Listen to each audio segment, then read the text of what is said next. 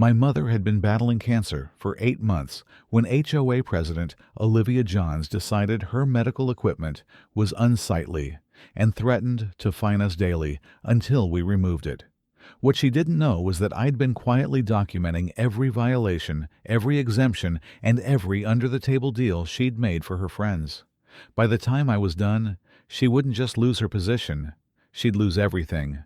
Before we dive in, let me know where you're watching from today. My name is Ronald Jack, and I never thought I'd be the guy going to war with the Homeowners Association. I'm a software engineer. I keep my lawn trimmed, pay my dues on time, and generally mind my own business. But cancer has a way of changing everything, including how you see the people around you. Mom was diagnosed with stage 3 lung cancer last October. At 72, she'd been living with me for 3 years since Dad passed, and our little house on Maple Grove had become her sanctuary. The treatment was brutal. Chemotherapy every other week, radiation sessions, and a steady decline that broke my heart daily. But Mom was a fighter. She insisted on maintaining her independence, shuffling around with her oxygen tank, tending to her small garden when she had the strength. The oxygen concentrator arrived on a Tuesday. It's a bulky machine, about the size of a mini fridge, that sits on our front porch where Mom liked to spend her mornings. The delivery guy explained it needed to be in a ventilated area, and since our house is small, the covered porch was the perfect spot.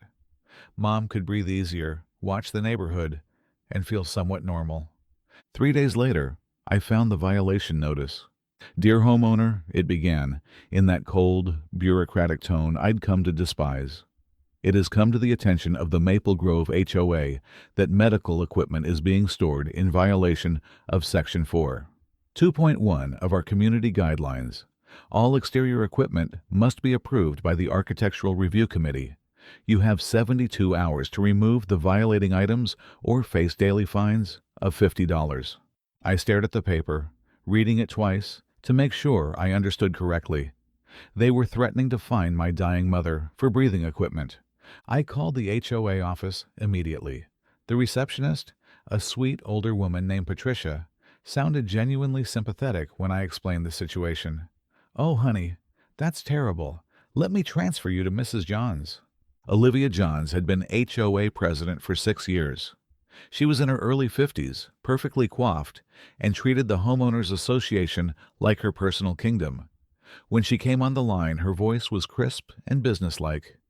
"Mr. Jack, I understand you're calling about the violation notice. Mrs. Johns, this is medical equipment for my mother who has lung cancer. She needs this to breathe. I sympathize with your situation, truly I do, but the rules exist for everyone's benefit. The equipment is visible from the street and impacts our property values." I felt my temper rising. Property values? We're talking about life-saving medical equipment. Perhaps you could move it inside, or to your backyard. It needs ventilation, and my mother can't climb stairs to get to the back. She sits on the front porch because it's the only place she can manage. There was a pause. When Olivia spoke again, her tone had shifted to something colder. "Mr. Jack, I understand this is difficult, but we can't make exceptions. If we allow one violation, where does it end? I'm sure you can find a solution that works for everyone. What about the Hendersons' hot tub that's clearly visible from the street? Or the Martinez's basketball hoop that's been in their driveway for 2 years? Those situations are different." "How are they different?" "They just are. You have 72 hours, Mr. Jack. After that, the fines begin." She hung up before I could respond. I stood in my kitchen, staring at the phone, feeling a rage I hadn't experienced since Dad's funeral. The Hendersons and Martinez's were both on the Architectural Review Committee. The basketball hoop wasn't just visible. It was painted bright yellow and took up half their driveway. But somehow, my mother's oxygen concentrator was the problem. That evening, I helped Mom back inside after her usual porch sitting. She moved slowly, the plastic nasal cannula trailing behind her like a lifeline. As I adjusted her oxygen flow, she looked up at me with those eyes that had comforted me through scraped knees and broken hearts. "What's wrong, Ronnie? You look upset." I hadn't planned to tell her about the violation notice. She had enough to worry about, but the question hung in the air, and I found myself explaining the situation. Mom listened quietly, occasionally nodding. When I finished, she was quiet for a long moment. They want to fine us for my breathing machine? It's not going to happen, Mom. I'll figure something out. She patted my hand with her thin, cool fingers. You know, your father always said that some people reveal their true character when others are at their weakest. I guess we're about to find out what kind of people we're living next to. She was right. But what Mom didn't know was that I'd already started paying attention to exactly what kind of person Olivia Johns really was. And what I was discovering was going to change everything. The fines started exactly 72 hours after the notice, just like Olivia had promised. $50 a day for keeping my mother's oxygen concentrator on the front porch. I paid the first week without complaint while I planned my next move. But I wasn't just sitting there taking it. I was watching. See, being a software engineer means you're naturally inclined to look for patterns, inefficiencies, and system flaws. And Olivia Johns was running a very flawed system. I started with the obvious violations I could see from my daily walks. The Henderson's hot tub wasn't just visible.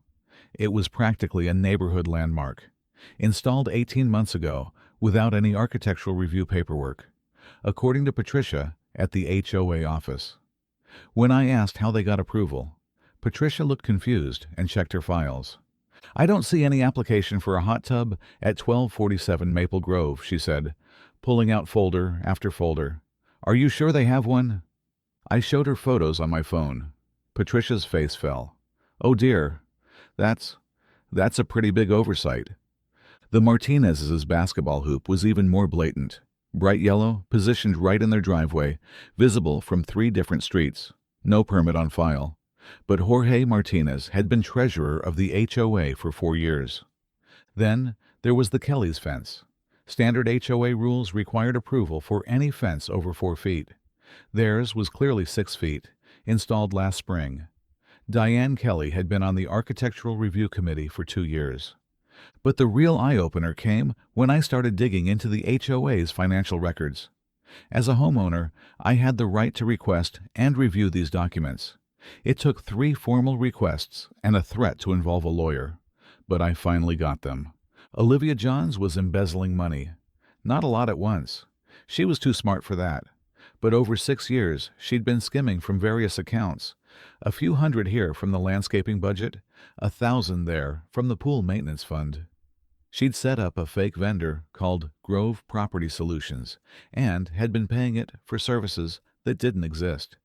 The total came to just over $47,000.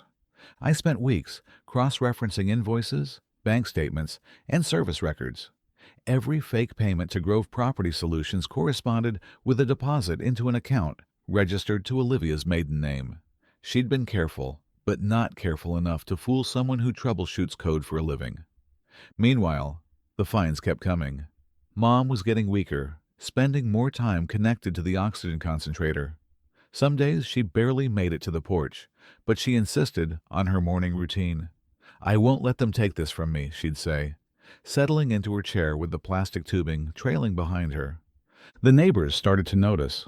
Mrs. Patterson from across the street stopped by one evening while I was checking the mailbox. Ronald, dear, I hope you don't mind me asking, but why does your mother have all those violation notices taped to your door? I explained the situation. Mrs. Patterson's face went through several expressions: confusion, disbelief, and finally anger. That oxygen machine? The one that helps your mother breathe? They're fining you for that? $50 a day. That's monstrous, absolutely monstrous. Word spread quickly in a neighborhood like ours.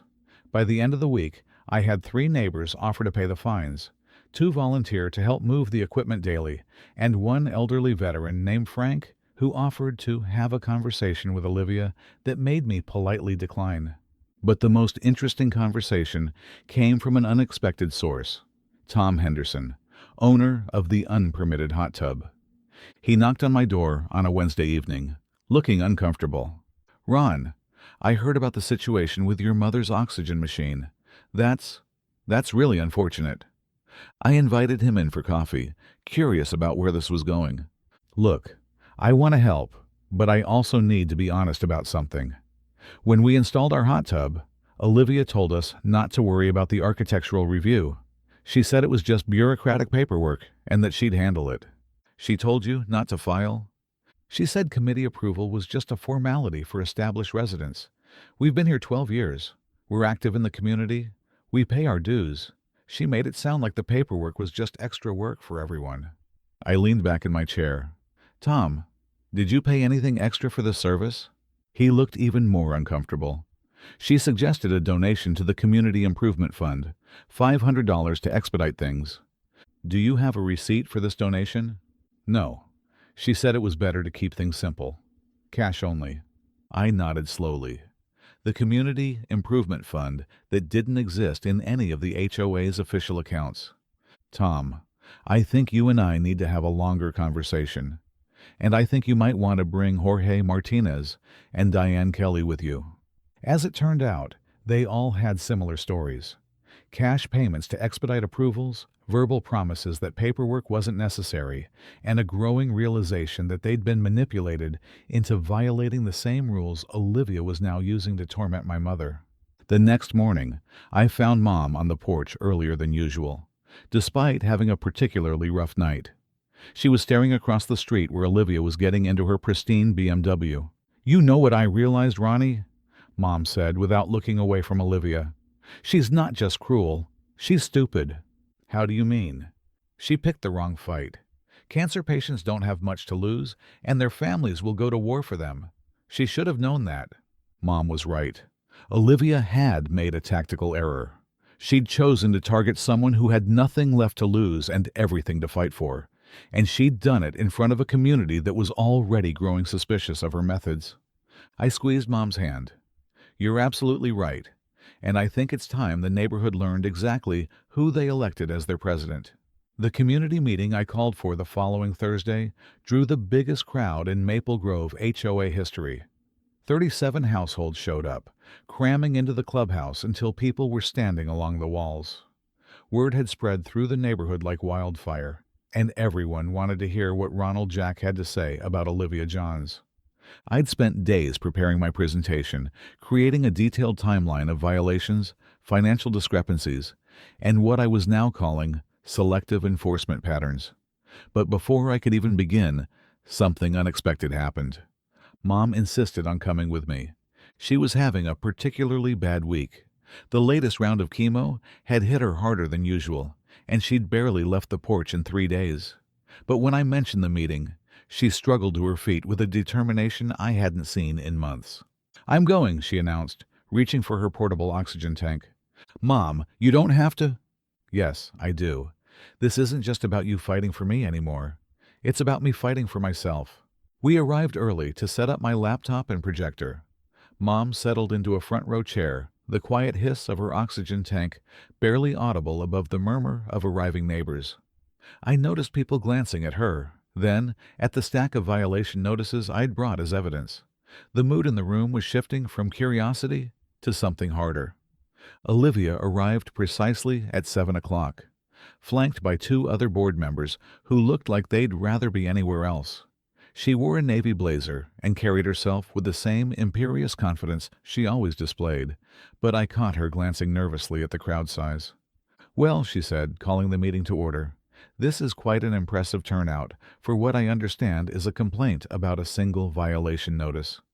Actually, I stood up, it's about a lot more than that. I started with the medical equipment violations, projecting photos of Mom's oxygen concentrator alongside pictures of other violations throughout the neighborhood that had been ignored. The contrast was stark and immediate. These are the Hendersons' unpermitted hot tub, the Martinez basketball hoop, the Kelly fence that exceeds height restrictions, and 17 other violations that have existed for months or years without a single fine. I clicked to the next slide. And here's my mother's life-saving medical equipment, which has generated $1,400 in fines over the past 28 days. A murmur went through the crowd. Mrs. Patterson raised her hand.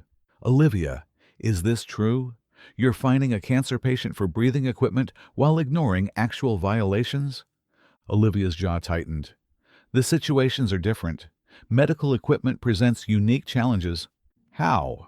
The question came from Frank, the veteran I mentioned earlier. His voice carried the authority of someone accustomed to cutting through bureaucratic nonsense.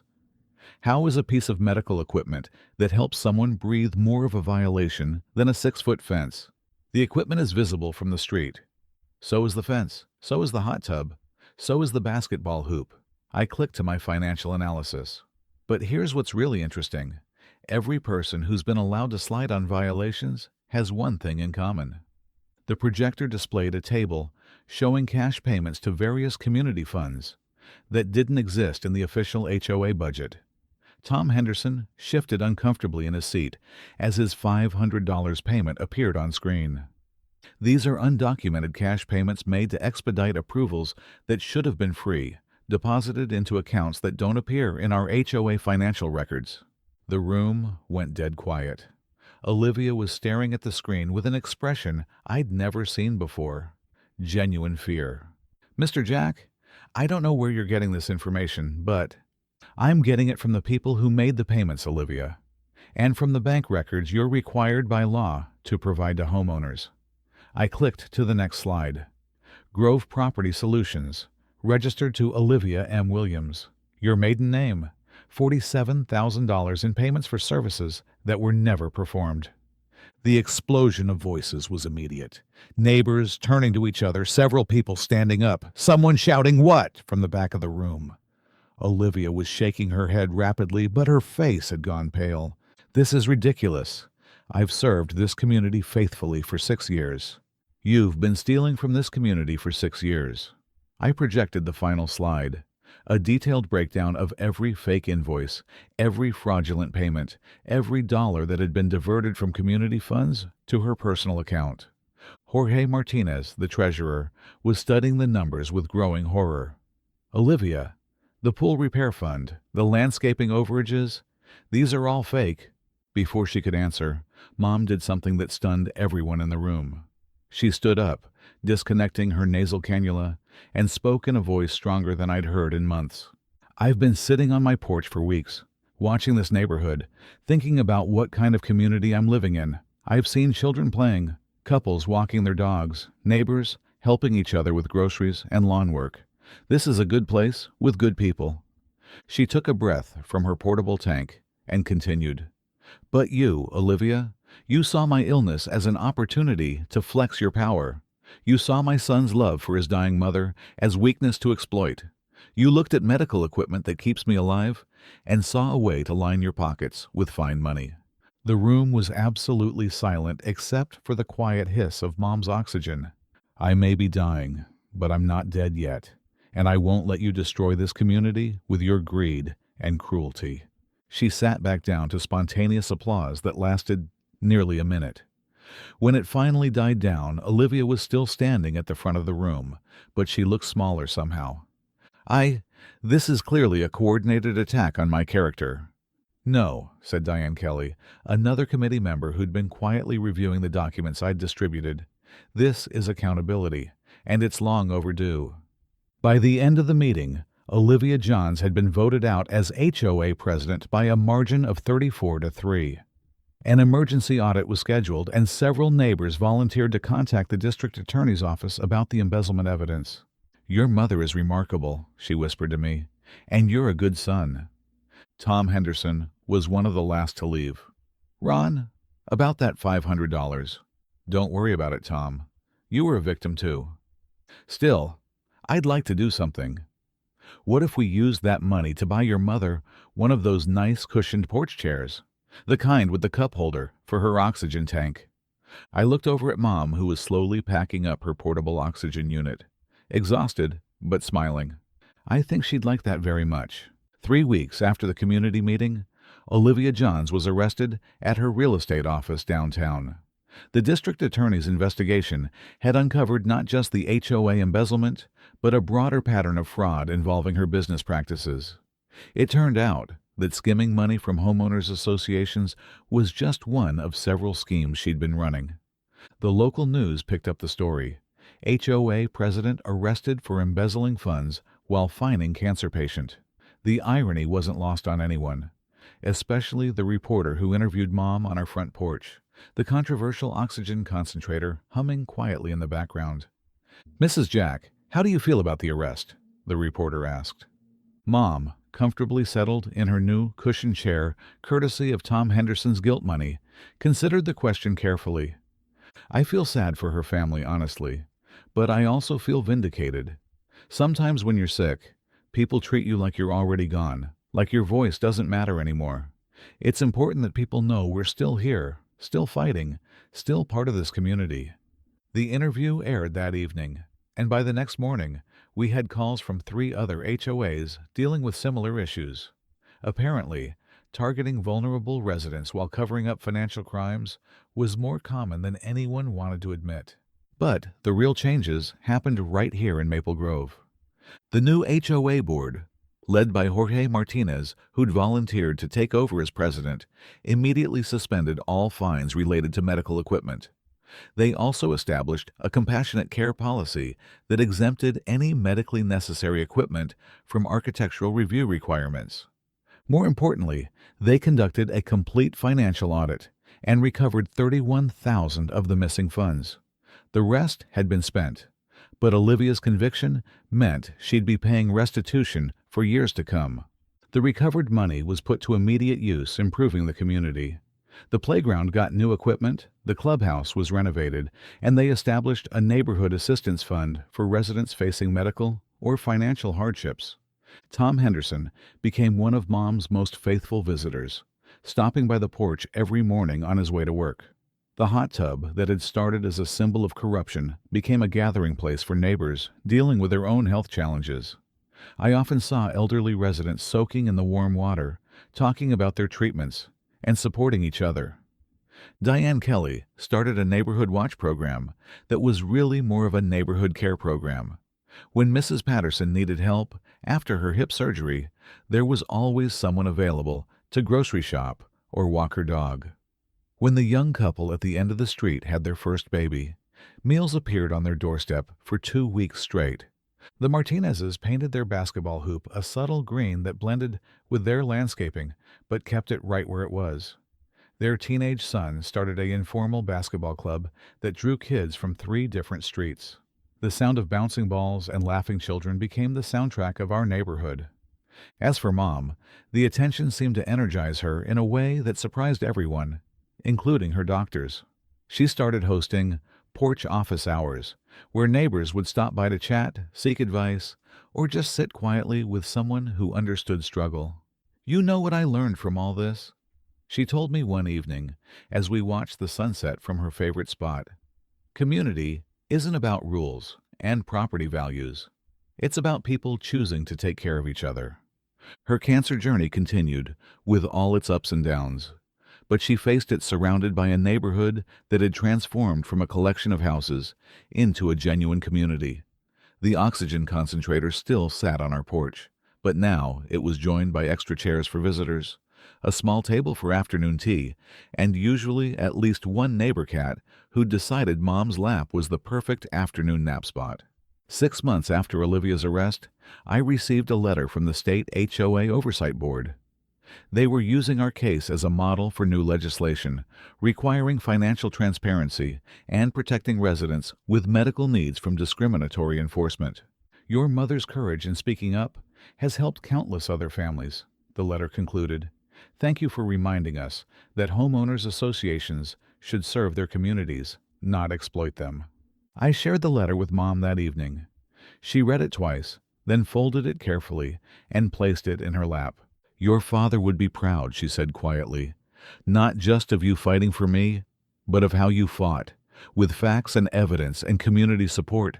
That's how real change happens." She was right, of course.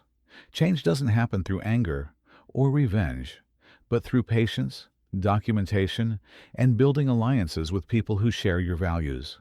It happens when someone vulnerable finds the strength to stand up and speak truth to power, and when a community decides to rally around what's right instead of what's convenient.